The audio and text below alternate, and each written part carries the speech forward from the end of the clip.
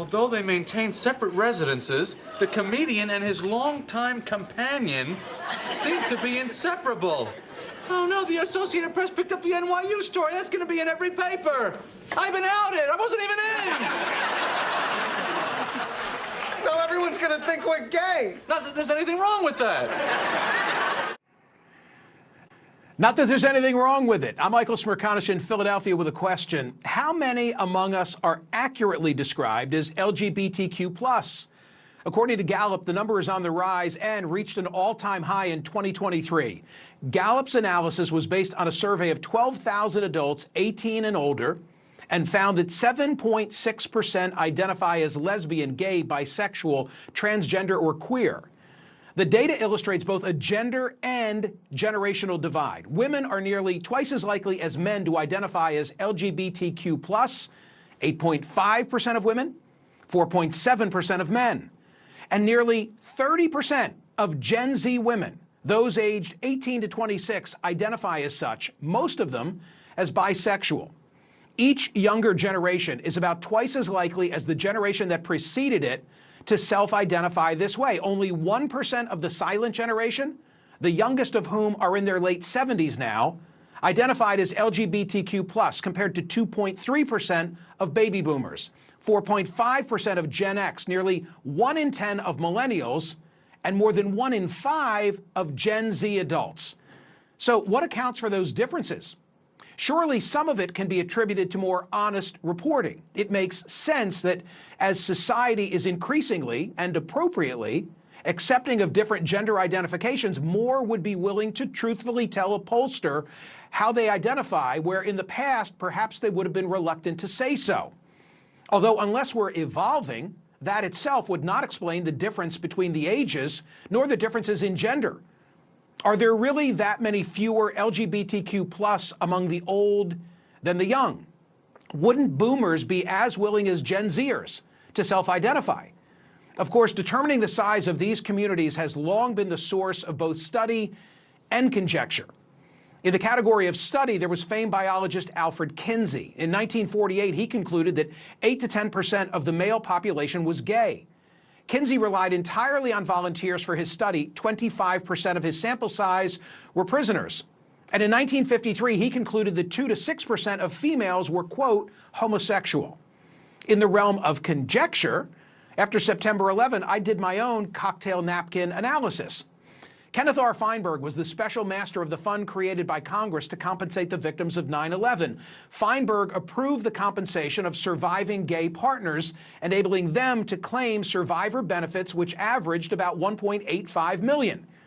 If we assume Kinsey was correct, then roughly 300 of the 3,000 victims would have been gay or lesbian.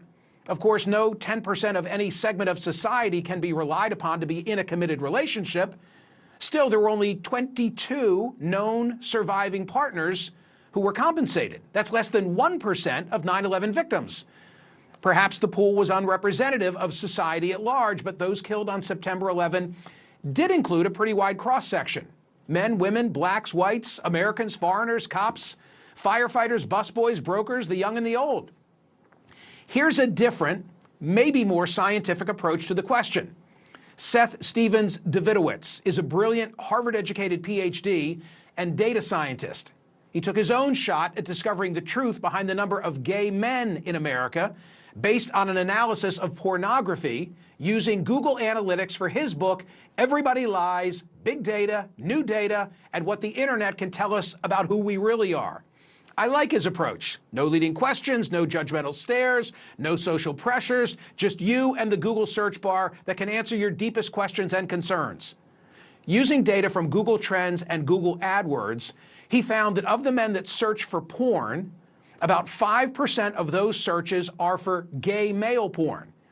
Interestingly, he found that there's parity in those searches between what would be thought of as gay-friendly states and less tolerant states. For example, of the men who live in Mississippi who search for porn, 4.8% are for gay male porn, which is fairly close to 5.2% of men who search for gay male porn in Rhode Island. Here's his conclusion.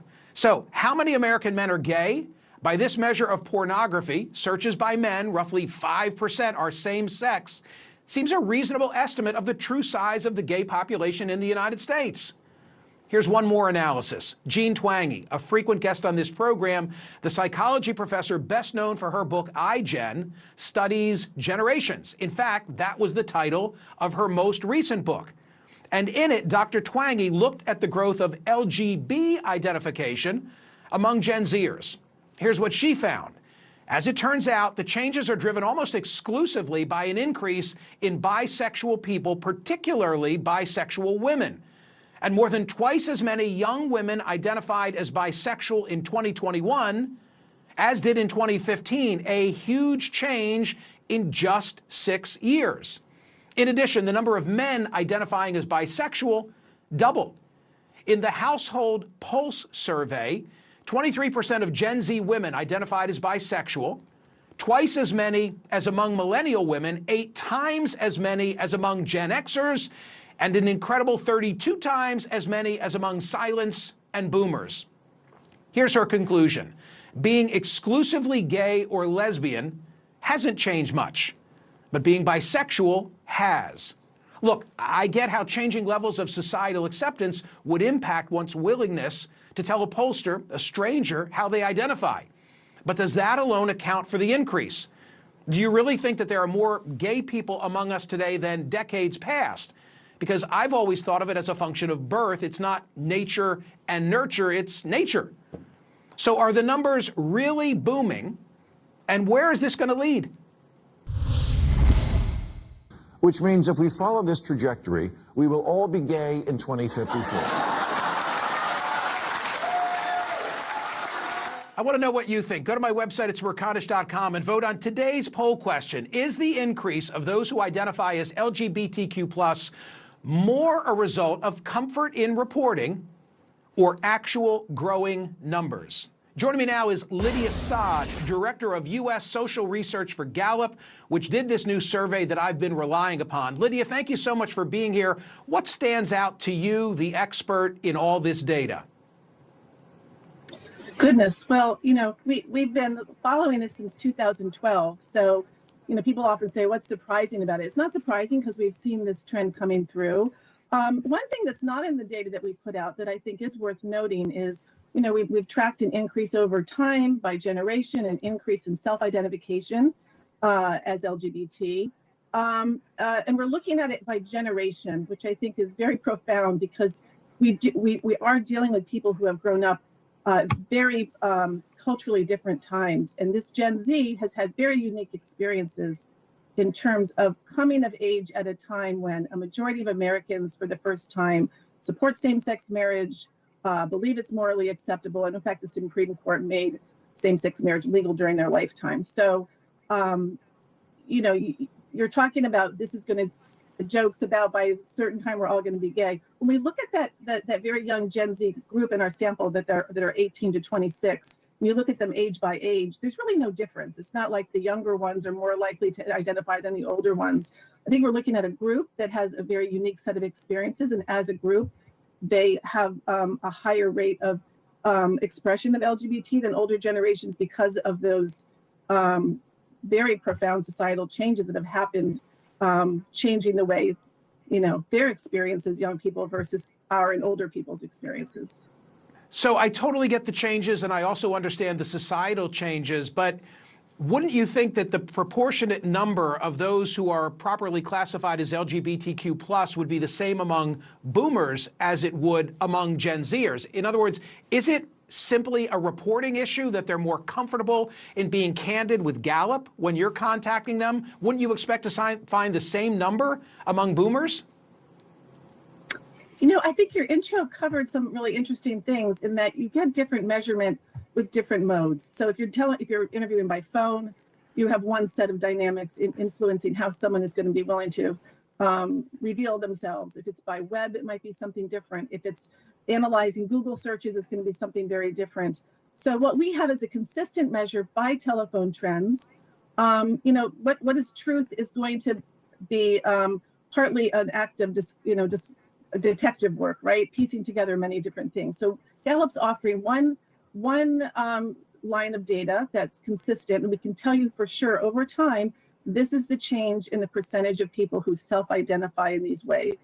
It doesn't mean it's completely accurate, but it's telling you that in this framework, this is who's willing to express, this identity.